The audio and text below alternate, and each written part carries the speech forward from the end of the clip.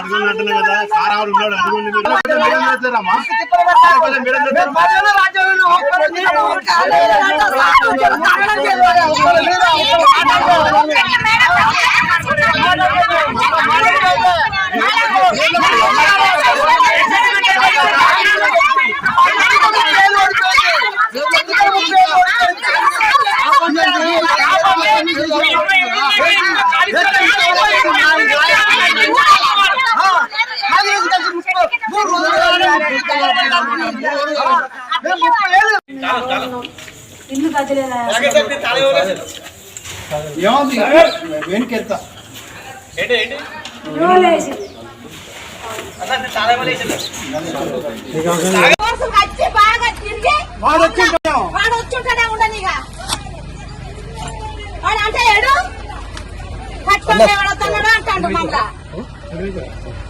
ఆయన కంటే ఉన్నారు మళ్ళీ మాకు లేరు నాకు లేని పరిస్థితి వచ్చామండి నా కింద సామాన్ ఇప్పుడే ఇవ్వాలంటే కొంచెం మేము ఆ ఇల్లు కూలిపోయింది కూర్చోంటే రేపులు వేసుకున్నా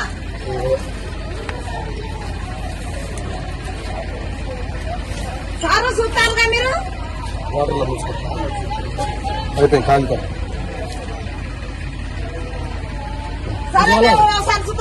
కూలిపోయిందని చూద్దా తీసుకుపోయినారు అమ్మ పండు సార్ వచ్చిండో సార్ రాలే సారు సారు వచ్చి నుంచి ఫస్ట్ ఎట్లున్నారు అట్నే ఉండండి మాట్లాడదు ఎట్లుంటారు అంటే ఏం చెప్తామా లేక మమ్మల్ని అక్కడ గోదాంలకు తరలించి గోదాంలోకి వెళ్ళి వెళ్ళగొడితే మళ్ళీ వచ్చి ఇక్కడ ఉన్నాం సర్పంచ్ ఉన్నామంటే మమ్మల్ని గోదాంలకు తరలించి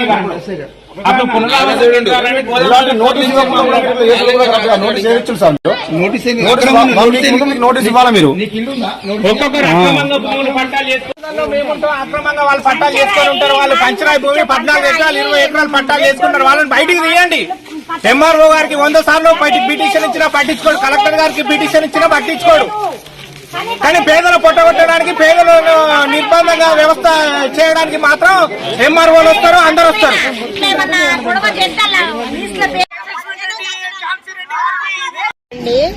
మేము ఇండ్లు లేని వల్లమే వచ్చినాం ఇంత ముందుకు ఎండి వచ్చిండు ఎంఆర్ఓ వచ్చిండు అందరు ఎంక్వైరీ చేసి దయాకర్రావు ఏం చేసిండంటే లేని వాళ్ళని ఎవరినో ఎంక్వైరీ చేసి మీకు నాకు ఒక పేర్లు పంపండి అని చెప్తే మా ఊళ్ళో గ్రామ సర్పంచ్ గ్రామ ఎంపీసీలు అందరూ కలిసి ఉప సర్పంచ్ ఇట్లా అందరు కలిసి తీర్మానం చేసి ఎండిఓ సంతకం పెట్టిండ్రు ఎంఆర్ఓ సంతకం పెట్టిండు మాకు తీర్మానం చేసి చెప్తే మేము ఇండ్లు చూసుకొని వచ్చి ఉన్నాము మాకు ఇండ్లు అస్సలే లేవు మేము రోడ్డు మీదనైనా పడి సస్తాం గాని ఈ రోడ్డు మీదనైనా పడి సస్తాం గాని మేము ఎక్కడికైతే పోయేది లేదు మేడము మేము కొన్ని రోజులు ఒక 10 ఏండ్లు టీఆర్ఎస్ ప్రభుత్వం గెలిపించిన ఆయన ఒక 20 ఇండ్లు ఇచ్చిండు లేదు ఇప్పుడు కాంగ్రెస్ ని గెలిపించుకుంటే వాళ్ళు ఒక 20 ఇండ్లు ఇస్తారని మేము ఎస్ఎస్ఎన్ రెడ్డిని గెలిపియాలి మేము అని యువత పిల్లలు అందరు కలిసి గెలిపించారు మేము కూడా సాటుగా ఓట్లు వేసినాము ఇటు కూడా గెలిపించుకొని ఒక 20 ఇండ్లు అడుక్కుందామి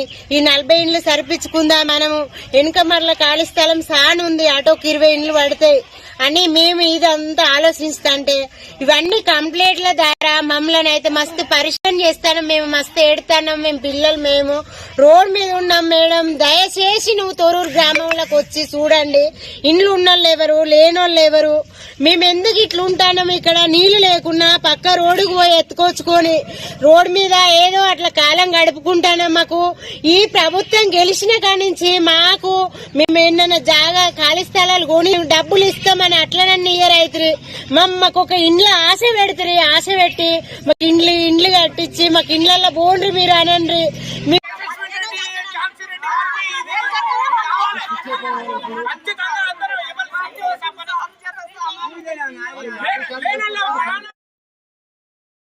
పాలకుర్తిలో జనగామ జిల్లా పాలకుర్తిలో గత ప్రభుత్వం కొందరు పేదలకు డబుల్ బెడ్రూమ్ ఇల్లు కేటాయించింది. అయితే ఆ డబుల్ బెడ్రూమ్ ఇల్లని ఇప్పుడు ఎవరైతే ప్రస్తుత ప్రభుత్వం ఏదైతే ఉందో అది వాళ్ళందరూ కూడా ఇవాళ ఖాళీ చేయించారు. వాళ్ళని దాదాపుగా 20 నుంచి 30 కుటుంబాలు పాలకుర్తి మండలంలో ఉన్నటువంటి తొర్రూరు గ్రామంలో ప్రభుత్వం నిర్మించినటువంటి డబుల్ బెడ్రూమ్ ఇళ్లలో ఉంటున్నారు. వీళ్ళకి గత ప్రభుత్వం పర్మిషన్ ఇచ్చిందని వాళ్ళు చెప్తున్నారు.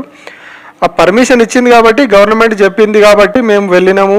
మాకు ఇల్లు లేవు, నిల్వ నీడలేదు కాబట్టి గత ప్రభుత్వం మాకు ఆ ఇల్లు చూపించింది, మేము బోయందులో ఉంటున్నామని చెప్పి స్థానికులు చెప్తా ఉన్నారు. కానీ ఇవాళ ఉదయమే అధికారులు, రెవెన్యూ అధికారులు వచ్చేసి తహసీల్దార్ కావచ్చు, మిగతా అధికారులందరూ ఆ ఇళ్ళకు వచ్చిర్రు. ఇళ్ళకు వచ్చేసి అందులో ఉన్న సామాన్లు కూడా బయటపడేసి ఇళ్లకు తాళాలు వేసి సీల్ కూడా వేసిన దృశ్యాలు మనం చూస్తూ ఉన్నాము. కంప్లీట్గా వాళ్ళ సామాన్లన్నీ బయటేసి వాళ్ళని బయటకు పంపించేసి ఇళ్లకు సీల్ వేసి మరీ వెళ్ళిపోయారు వాళ్ళు. అయితే గతంలో ప్రభుత్వం మాకు ఇల్లు లేదనే ఇల్లు ఇచ్చింది, అట్లాంటి ఇళ్ళను ఇప్పుడు ఎందుకు ఖాళీ చేస్తున్నారని చెప్పేసి వాళ్ళు ఆందోళనకు దిగిర్రు. కొందరైతే పెట్రోల్ పోసుకొని ఆత్మహత్య ప్రయత్నం కూడా చేశారు. ఇప్పటికిప్పుడు మేము మమ్మల్ని రోడ్డున పడేస్తే ఎక్కడికి పోవాలి? మేము గత ప్రభుత్వ హయాంలో మాకు ఇల్లు లేవనే మాకు ఒక నీడ కల్పిస్తే ఇప్పుడు మీరు వచ్చి మమ్మల్ని రోడ్డు మీద పడేస్తారని చెప్పి వాళ్ళు ఆందోళనకు దిగిర్రు.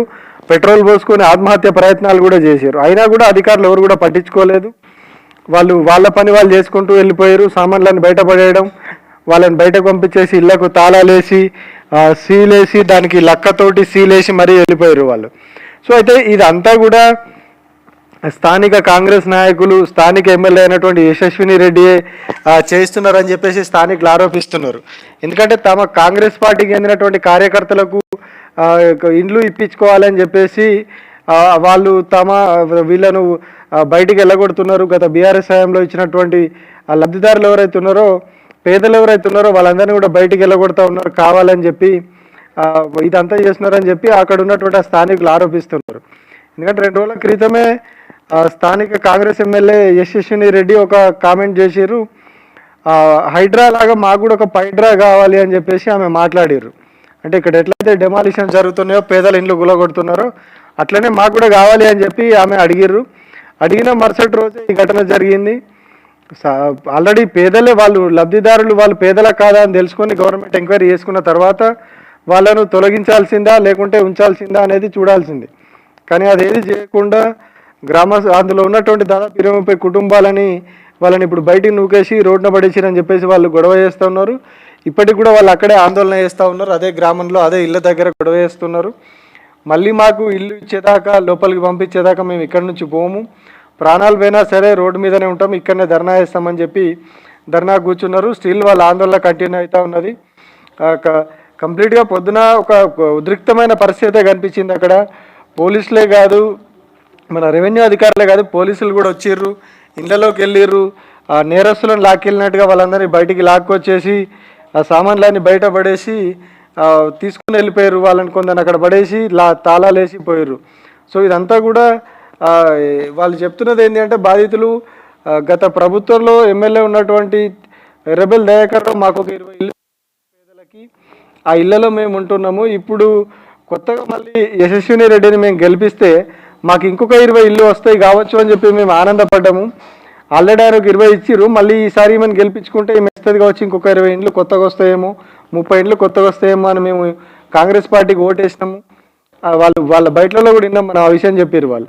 సో మేము కావాలని చెప్పి కాంగ్రెస్ పార్టీకి ఓటేసి యశస్విని రెడ్డిని గెలిపిస్తే ఇప్పుడు ఆయన మమ్మల్ని కంప్లీట్గా రోడ్డు మీద పడేసింది, కనీసం పట్టించుకోవట్లేదు మమ్మల్ని, మాకు నిల్వ నీడ లేకుండా చేసి ఇళ్లలోంచి బయటకు పంపించిందని చెప్పి వాళ్ళంతా కూడా ఆందోళన చేస్తున్న పరిస్థితి అయితే కనిపిస్తుంది. అక్కడ ఆందోళన అయితే కొనసాగుతుంది. అధికారులు ఇప్పటివరకు కూడా వాళ్ళకి ఏం భరోసా ఇవ్వట్లేదు, మళ్ళీ ఇల్లు ఇస్తారా లేకుంటే వేరే దగ్గర చూపిస్తారా అనేది కూడా భరోసా ఇవ్వట్లేదు. ఆ భరోసా వచ్చే వరకు మేము అక్కడి నుంచి కదలమని చెప్పి వాళ్ళు చెప్తా ఉన్నారు.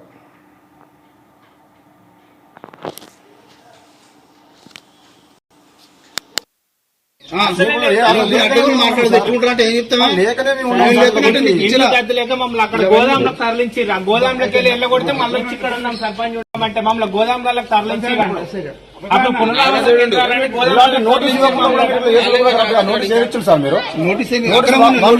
నోటీస్ ఇవ్వాలా మీరు?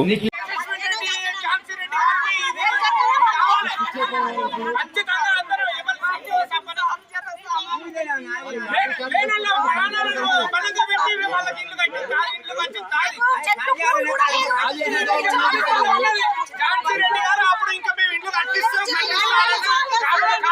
ఇల్లు కట్టి ఎంఆర్ఓ సాబ్ అడుగుంటున్నా కదా సార్ ఆవిడ ఉన్నాడు అడుగుండి మీడియం చేస్తారమ్మా మీడియం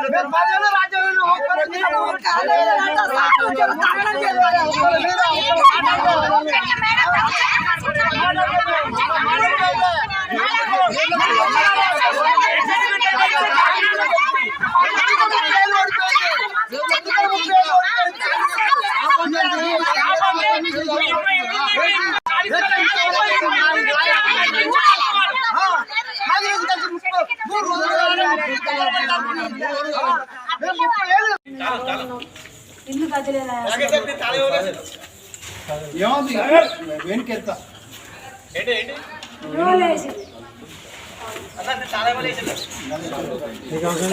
వచ్చి బాగా తిరిగి వాడు వచ్చుంటాడే ఉండనిగా వాడు అంటే ఏడు కట్టుకొని ఎవడతాడు అంటాడు మమ్మల్ని ఆయన పంచే ఉన్నారు మళ్ళీ మాకు లేరు నాకు లేని పరిస్థితి వచ్చామండి ఇంత సామాన్ ఇప్పుడే ఇవ్వాలంటే కొంచెం మేము ఆ ఇల్లు కూలిపోయింది ఆడ గుర్తుంటే రేపులు వేసుకున్నా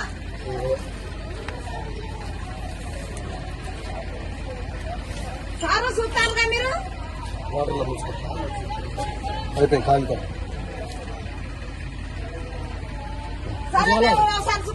కూలిపోయిందని చూద్దా తీసుకుపోయారు అమ్మ పండ సార్ వచ్చిండో సారి రాలే సారు సారు